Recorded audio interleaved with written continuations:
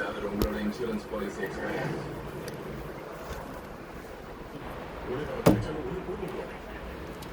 இந்த கேஸ்ல என்ன கனெக்ட் பண்றது உங்ககிட்ட எந்த எவிடன்ஸ் இல்ல. முன்னாடி ஒரு சைல்ட் கேஸ்ல என்னோட ரத்தத்தை எடுத்து டிரான்ஸ்ஃபர் பண்ணல. கடைசியில் என்னாச்சு? உலகத்தில் எல்லா நீதிமன்றங்களும் கடைசியா ஏற்றுக்கிற ஆதாரம் டிஎன்ஏ ப்ரொஃபைல். ஒரு மனுஷனோட யூனிக் ஐடென்டிட்டி மார்க். பட் அதில் ஒரு எக்ஸப்ஷன். டிரான்ஸ்பிளான்ட் கைமாரிஸ்.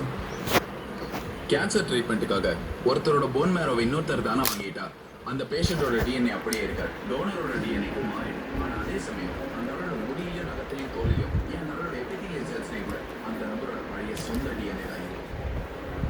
ஒரே உடம்பு தான், ஆனால் ரெண்டு டிஎன்ஏ எக்ஸிஸ்ட் ஆகும். மாணவியோட சாக்லேட் ஆப்பிள்லேருந்து நமக்கு கிடைச்சது அந்த அவரோட பழைய ஸ்கின் செல்ஸ்ல இருந்த டிஎன்ஏ. ஆனால் டெஸ்டிங் அப்போ வந்தால் நமக்கு கொடுத்தது அவரோட புது டிஎன்ஏ. அதுதான் டாக்டர் அல்ஃபோன்ஸோட லுக்.